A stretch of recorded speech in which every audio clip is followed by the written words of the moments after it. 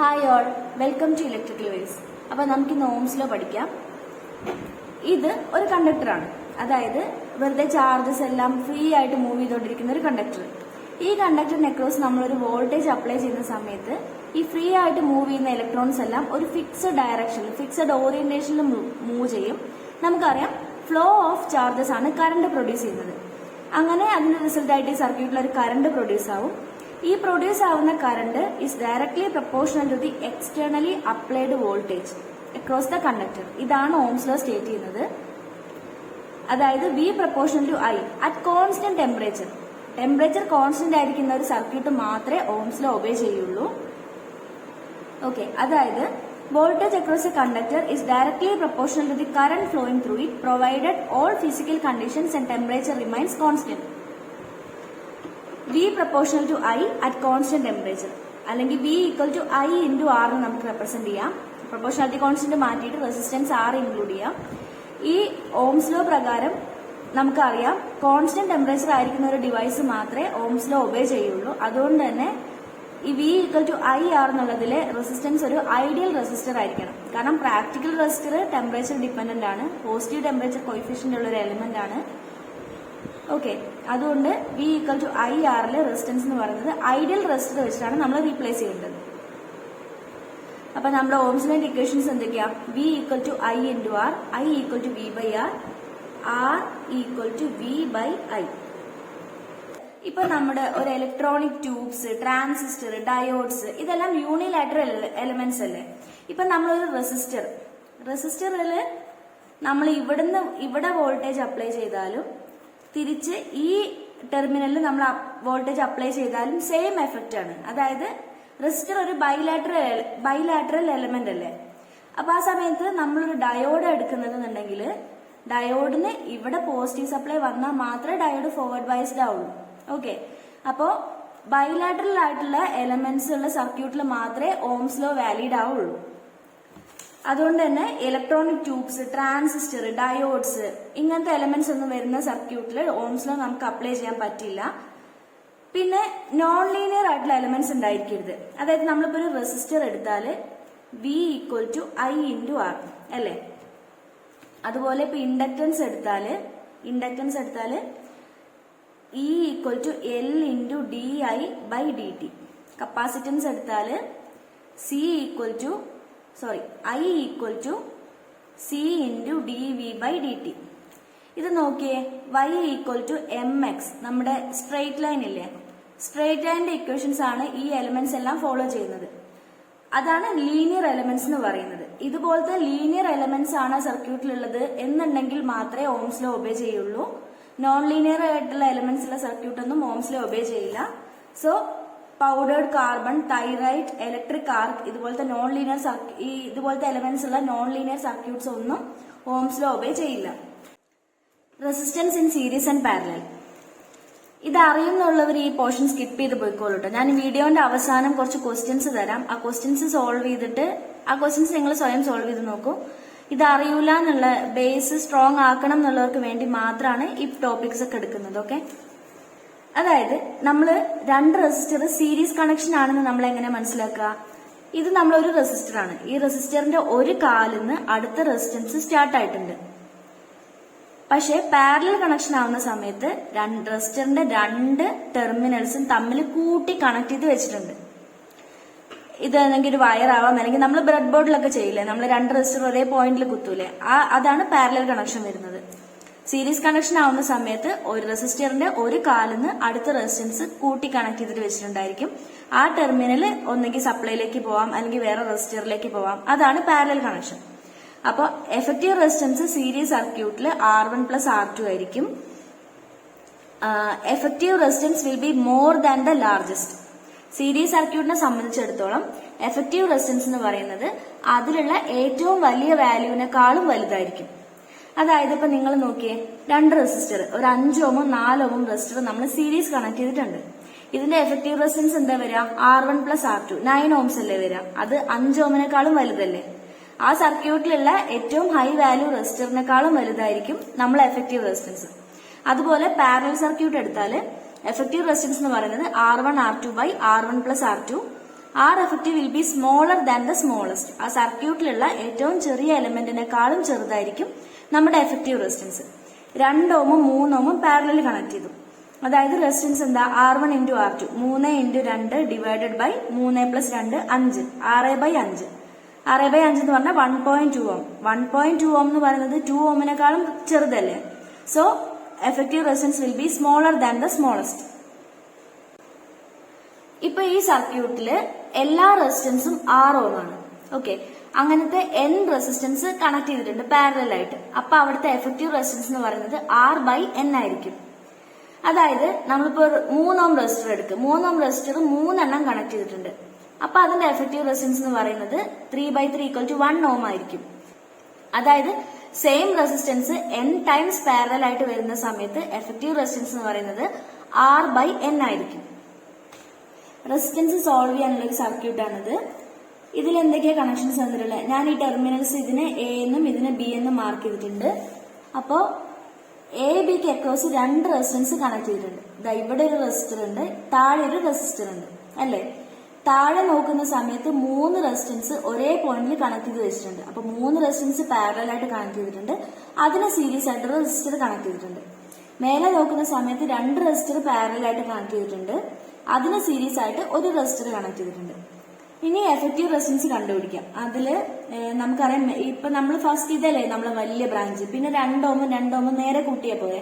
അപ്പൊ ഈ ബ്രാഞ്ചിന് സോൾവ് ചെയ്താൽ നമുക്ക് റെസിസ്റ്റൻസ് ഈസി ആയിട്ട് കണ്ടുപിടിക്കാൻ പറ്റില്ല.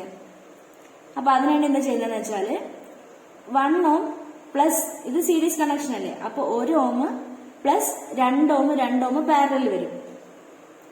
ഈക്വൽ റെസിസ്റ്റൻസ് ഉള്ള n റെസിസ്റ്റൻസ് പാരലൽ വരുന്ന സമയത്ത് നമുക്കറിയാം R/n ആണ് ഇക്വേഷൻ. അപ്പൊ 2 ഓം റെസിസ്റ്റൻസ് ഉള്ള 2 റെസിസ്റ്റൻസ് പാരലൽ വരുന്ന സമയത്ത് 2/2 = 1 ഓം ആയിരിക്കില്ല അവിടുത്തെ എഫക്റ്റീവ് റെസിസ്റ്റൻസ്. അപ്പൊ 1 ഓം പ്ലസ് 2/2 1 ഓം പ്ലസ് 1 ഓം = 2 ഓം ആയിരിക്കും ഈ മേലത്തെ ബ്രാഞ്ചിലുള്ള റെസിസ്റ്റൻസ്. അതുപോലെ താഴെ നോക്കുന്ന സമയത്ത് 4 ഓം 3 ഓം 6 ഓം ഇത് 3ഉം പാരലൽ ആണ്. അതിനോട് സീരീസ് ആയിട്ട് ഒരു 0.67 ഓം റെസിസ്റ്റൻസ് ഉണ്ട്. അപ്പൊ ഇങ്ങനത്തെ സർക്യൂട്ട് എങ്ങനെയാണ് നമ്മൾ ഈസി ആയിട്ട് ചെയ്യുന്നത്? മാത്സ് ആണ്, അറിയുന്നവര് സ്കിപ്പ് ചെയ്ത് പോയിക്കോളൂ, അറിയാത്തവർക്ക് വേണ്ടിയിട്ടാണ് പറഞ്ഞു തരുന്നത്. ഇപ്പൊ 2 റെസിസ്റ്റർ ഉള്ളൂന്നുണ്ടെങ്കിൽ നമുക്ക് R1 + R2 വെച്ചാൽ നമുക്ക് ഈസി ആയിട്ട് റെസിസ്റ്റൻസ് കണ്ടുപിടിക്കാൻ പറ്റും. 3 റെസിസ്റ്റൻസ് വരുന്ന സമയത്ത് ഈ ഇക്വേഷൻ എടുക്കുന്നതാണ് നല്ലത്. അതായത് 1/R = 1/R1 + 1/R2 + 1/R3. അതായത് ഇപ്പൊ എന്ത് വരും, 1/R ആണ്, അത് മറക്കരുത്. റെസിസ്റ്ററിന്റെ റെസിപ്രോക്കൽ ആണ്. 1/4 + 1/6 + 1/3. ഇപ്പൊ ഞാൻ നിങ്ങളോട് ചോദിക്കട്ടെ, ഇപ്പൊ ഒരു 15/5 3 അല്ലേ. ഞാൻ ഇവിടെ ഒരു 3 കൊണ്ട് മൾട്ടിപ്ലൈ ചെയ്തു, ഇവിടെ ഒരു 3 കൊണ്ട് മൾട്ടിപ്ലൈ ചെയ്തു. അപ്പൊ എന്ത് വരും? 45/15 വരും. 45/15 3 അല്ലേ വരുന്നത്. അപ്പൊ ന്യൂമറേറ്ററിൽ എന്ത് ചേഞ്ച് കൊടുത്തിട്ടുണ്ടോ സെയിം ചേഞ്ച് ഡിനോമിനേറ്ററിൽ കൊടുത്താൽ നമ്മളെ വാല്യൂവിന് ഒരു ചേഞ്ചും വരില്ല. അപ്പൊ ഇങ്ങനത്തെ റെസിസ്റ്റൻസ് ഇപ്പൊ എല്ലാം ഡിനോമിനേറ്റർ വേറെ വേറെ വാല്യൂസ് അല്ലേ കിടക്കുന്നത്. ഇത് ഈസി ആയിട്ട് ചെയ്യാൻ വേണ്ടി എന്ത് ചെയ്യണം എന്നറിയോ? നമ്മളെ ഡിനോമിനേറ്ററിന് എല്ലാം അതിന്റെ LCM എടുക്കൂലേ, എല്ലാം കൊണ്ട് മൾട്ടിപ്ലൈ ചെയ്യാൻ പറ്റുന്ന ഒരു വാല്യൂ. ഇപ്പൊ ഞാനൊരു 24 എടുക്കട്ടെ കേട്ടോ. ആ 24 എടുത്ത് അപ്പൊ എന്താ വെച്ചാൽ താഴെ 24 ആയി. ഈ 4ന്റെ സ്ഥാനത്ത് 24 വന്നു. അപ്പൊ താഴെ 24 ആക്കാൻ 4ന്റെ കൂടെ നമ്മൾ എന്താ മൾട്ടിപ്ലൈ ചെയ്യണ്ടേ? 6 മൾട്ടിപ്ലൈ ചെയ്യണ്ടേ? 6 4 24. അപ്പൊ താഴെ 6 കൊണ്ട് മൾട്ടിപ്ലൈ ചെയ്യുമ്പോൾ അതേ വാല്യൂ കൊണ്ട് മേലെ മൾട്ടിപ്ലൈ ചെയ്യണം. അപ്പൊ 1 × 6 അതായത് 6 4 24. അപ്പൊ അതേ 6 കൊണ്ട് മേലെ മൾട്ടിപ്ലൈ ചെയ്യാം. പ്ലസ് 6 × 4 ആണ് 24. അപ്പൊ മേലെ എന്ത് വരണം? 1 × 4 വരണം. പിന്നെ 1/3 3 8 24. അപ്പൊ 1 × 8 അല്ലേ വരിക. അതായത് 1/6 = 6ഉം 4ഉം 10ഉം 8ഉം 18. 18/24 6 = 24/18 വരും. 1.33 ഓം വരും. അപ്പൊ ആ പാരലൽ കണക്ഷൻ എന്തൊക്കെയാ വരാ? 1.33 + 0.67 = 2 ഓം വരും. അപ്പൊ സർക്യൂട്ട് എങ്ങനെ നമുക്ക് മാറ്റി സോൾവ് ചെയ്യാൻ പറ്റും? 2 ഓം, ഇവിടെ 2 ഓം, ഇവിടെ 2 ഓം അല്ലേ. ഇത് 1.33 ഓം, ഇത് 0.67 ഓം, ടോട്ടൽ 2 ഓം വരും. ഇത് 1 ഓം, ഇത് 1 ഓം, ടോട്ടൽ 2 ഓം വരും. 2 ഓമും 2 ഓമും പാരലൽ വരുന്ന സമയത്ത് നമുക്കറിയാം എന്ത് ഇക്വേഷനാ, R/N 2/2 = 1 ഓം വരും. ഓക്കെ, അപ്പൊ ഈ 2 ഓം ഈ സർക്യൂട്ട് ഇങ്ങനെ മാറും. 2 ഓം, 1 ഓം, 2 ഓം. അപ്പൊ ടോട്ടൽ 5 ഓം റെസിസ്റ്റൻസ് വരും. സീരീസ് സർക്യൂട്ടിൽ കറണ്ട് കോൺസ്റ്റന്റ് ആയിരിക്കും, വോൾട്ടേജ് ആയിരിക്കും ഡിവിഷൻ നടക്കുന്നത്. പാരലൽ സർക്യൂട്ടിൽ വോൾട്ടേജ് കോൺസ്റ്റന്റ് ആയിരിക്കും, കറണ്ട് ആയിരിക്കും ഡിവിഷൻ നടക്കുന്നത്. അതായത് നമുക്കറിയാം പോസിറ്റീവ് പൊട്ടൻഷ്യൽ നിന്ന് നെഗറ്റീവ് പൊട്ടൻഷ്യലിലേക്കാണ് കറണ്ട് ഫ്ലോ ഉണ്ടാവുന്നത് അല്ലേ. അപ്പൊ പോസിറ്റീവ് ടെർമിനലിൽ നിന്ന് സ്റ്റാർട്ട് ആവുന്ന അല്ലെങ്കിൽ ഫ്ലോ തുടങ്ങുന്ന കറണ്ട് നെഗറ്റീവ് ടെർമിനലിൽ തിരിച്ചെത്തണം. ഒരു സീരീസ് സർക്യൂട്ടിനെ സംബന്ധിച്ചിടത്തോളം ഈ 2 റെസിസ്റ്റർ കൂടെ ആ കറണ്ടിന് തിരിച്ച് എത്താൻ പറ്റുള്ളൂ. സീരീസ് കണക്ഷൻ ആവുന്ന സമയത്ത് ആ റെസിസ്റ്റൻസ് എഫക്റ്റീവ് ആയിട്ട് ആഡ് ചെയ്യാണ് ചെയ്യുന്നത് അല്ലേ. കറണ്ടിന് അവിടെ വേറെ പാത്തോ കാര്യങ്ങളോ ഒന്നുമില്ല. സോ ഇത് കൂടെ എന്ത് കറണ്ടാണോ ഫ്ലോ ചെയ്യുന്നത് അതേ കറണ്ട് തന്നെ ഇത് കൂടെയും ഫ്ലോ ചെയ്യും. അതുകൊണ്ട് സീരീസ് കണക്ഷനിൽ കറണ്ട് ഒരു കോൺസ്റ്റന്റ് വാല്യൂ ആയിരിക്കും. പിന്നെ റെസിസ്റ്റൻസിന്റെ വാല്യൂവിനനുസരിച്ചിട്ട് വോൾട്ടേജ് ഡിവൈഡ് ആവും. അതായത് ഇതിപ്പോ നമുക്കറിയാം സെയിം കറണ്ട് I ഫ്ലോ ചെയ്യുന്ന സമയത്ത് I × R ആണ് വോൾട്ടേജ് എന്ന് പറയുന്നത്. ഇതൊരു 5 ഓമും ഇതൊരു 2 ഓമും റെസിസ്റ്റർ ആണെന്നുണ്ടെങ്കിൽ ഇത് 5 × I ആയിരിക്കും, ഇത് 2 × I ആയിരിക്കും. അപ്പൊ നമ്മളെ വോൾട്ടേജിന് റെസിസ്റ്ററിനനുസരിച്ചിട്ട് നമ്മുടെ വോൾട്ടേജ് അവിടെ ഡിവൈഡ് ആവുന്നുണ്ട്. അതുപോലെ ഒരു പാരലൽ സർക്യൂട്ട് എടുക്കുന്ന സമയത്ത് IS നമ്മളെ സപ്ലൈ വോൾട്ടേജ് VS ആണ്, VS നിന്ന് IS എന്നുള്ള കറണ്ട് ഫ്ലോ ആവുന്നുണ്ട്. ഓക്കെ, ഇവിടെ അതായത് ഈ R1 R2ന്റെ എഫക്റ്റീവ് റെസിസ്റ്റൻസ് കണ്ടുപിടിച്ചിട്ട് V/R ചെയ്തിട്ടല്ലേ നമ്മൾ കറണ്ട് കണ്ടുപിടിക്കുന്നത്. ആ കറണ്ട് ഇവിടെ എത്തും. ഇവിടെ എത്തിക്കഴിഞ്ഞാൽ കറണ്ടിന് ഫ്ലോ ചെയ്യാൻ 2 പാത്ത് ഉണ്ട്. നമുക്കറിയാം കറണ്ടിന്റെ ഫ്ലോക്ക് വരുന്ന ഓപ്പോസിഷൻ ആണ് റെസിസ്റ്റൻസ് എന്ന് പറയുന്നത്. അപ്പൊ കറണ്ടിന് എന്താണെങ്കിലും റെസിസ്റ്റൻസ് കുറഞ്ഞ പാത്ത് കൂടെ ഫ്ലോ ചെയ്യാനല്ലേ താല്പര്യം ഉണ്ടാവുള്ളൂ. കാരണം ഓപ്പോസിഷൻ എത്രയും കുറവുണ്ടോ അത് കൂടെ അല്ലേ കറണ്ടിന് സുഖമായിട്ട് സ്മൂത്ത് ആയിട്ട് പാസ് ചെയ്യാൻ പറ്റുന്നത്. അപ്പം റെസിസ്റ്റൻസിന്റെ വാല്യൂ കുറവാണെങ്കിൽ അത് കൂടെ കൂടുതൽ കറണ്ട് ഫ്ലോ ചെയ്യും.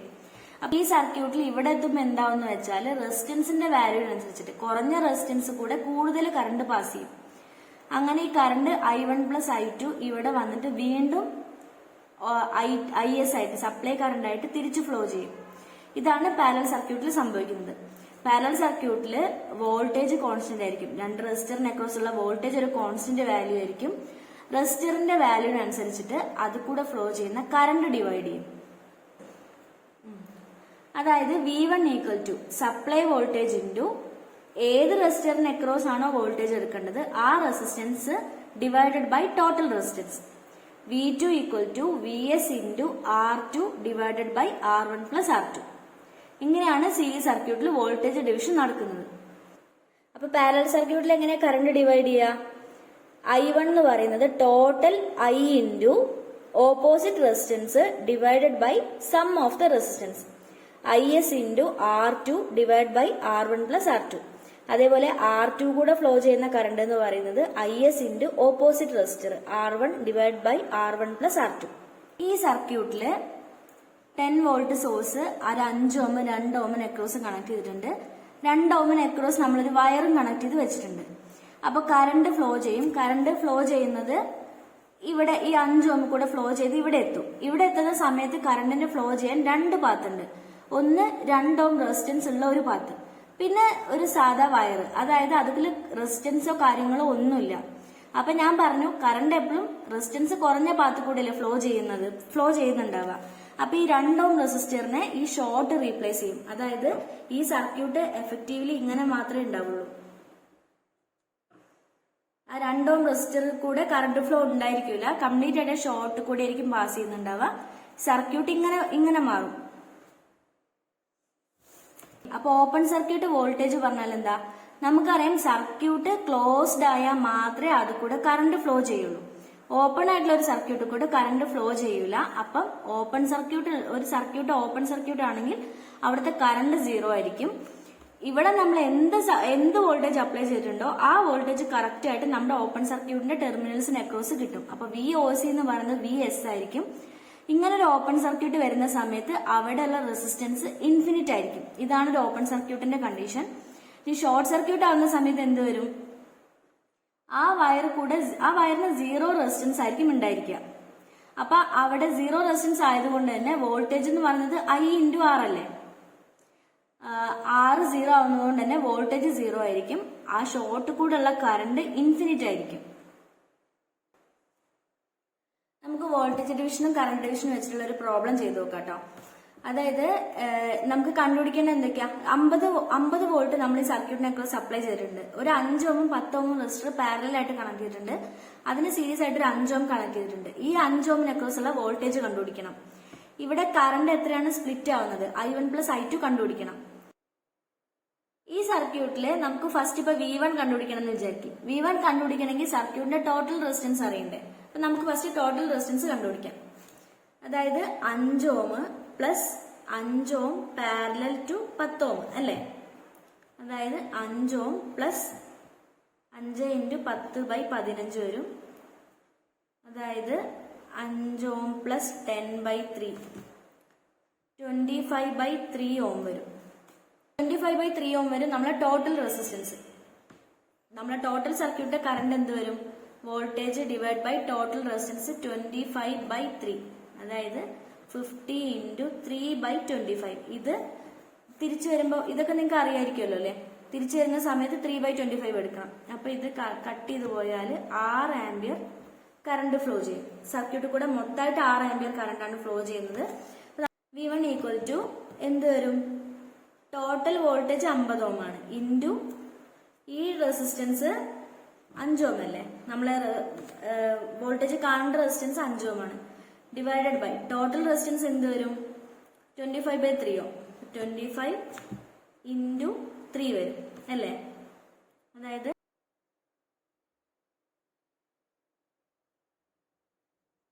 30 വോൾട്ട് വരും ആൻസർ. ഈ I1 കണ്ടുപിടിക്കണം.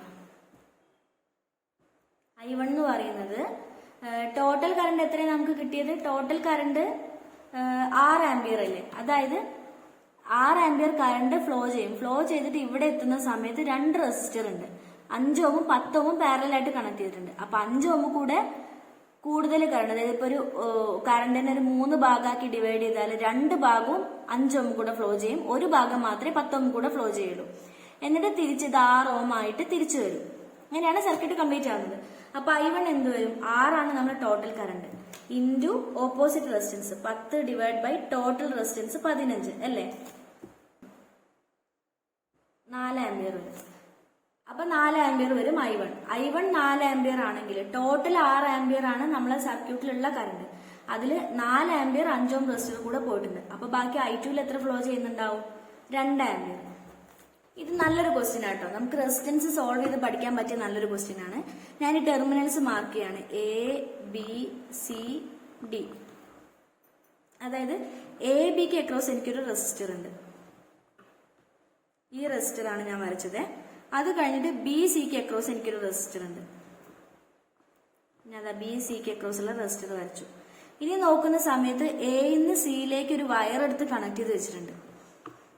ഞാൻ വയർ കണക്ട് ചെയ്തിട്ടുണ്ട്. ഇനി Cന്ന് Dയിലേക്ക് ഒരു റെസിസ്റ്റർ ഉണ്ട്. Cന്ന് Dയിലേക്ക് ഒരു റെസിസ്റ്റർ വരച്ചു. Dയും Bയും തമ്മിൽ വയർ എടുത്ത് കണക്ട് ചെയ്തിട്ടുണ്ട്. ഇങ്ങനെയാണ് ഇപ്പൊ സർക്യൂട്ട് ഉള്ളത് അല്ലേ. അതായത് നിങ്ങളൊന്ന് നോക്കിയേ, AB ഈ റെസിസ്റ്ററിന്റെ ഒരു കാല് തമ്മിൽ കൂട്ടി കണക്ട് ചെയ്തിട്ടുണ്ട്. അടുത്ത കാലൊരു വയർ വെച്ച് കൂട്ടി കണക്ട് ചെയ്തിട്ടുണ്ട്. അപ്പൊ ഈ റെസിസ്റ്ററും പാരലൽ ആയിരിക്കും അല്ലേ. ഇനി ഇവിടെ നോക്കിയാലും ഈ 2 കാലുകൾ ഒരുമിച്ച് കണക്ട് ചെയ്തിട്ടുണ്ട്. ഈ 2 കാലുകൾ നമ്മൾ ഒരു വയർ എടുത്ത് കണക്ട് ചെയ്തിട്ടുണ്ട്. അപ്പൊ ഇതും പാരലൽ ആയിരിക്കും. അപ്പൊ ഈ റെസിസ്റ്റൻസ് എന്ത് വരെ ശരിക്കും? ഒരു 3 ഓം റെസിസ്റ്റർ പാരലൽ ആയിട്ട് കണക്ട് ചെയ്തതാണ്. അപ്പൊ എഫക്റ്റീവ് R = 1 ഓം ആയിരിക്കും. ഇത് കുറച്ച് പ്രാക്ടീസ് ക്വസ്റ്റ്യൻസ് ആണ്. നിങ്ങൾ ചെയ്ത് നോക്കിയിട്ട് ആൻസേഴ്സ് എന്തെങ്കിലും ഡൗട്ടോ കൺഫ്യൂഷനോ ഉണ്ടെങ്കിൽ ടെലിഗ്രാമിൽ മെസ്സേജ് അയക്കി നമുക്കത് സോൾവ് ചെയ്യാം. Okay, thanks for watching. Thank you.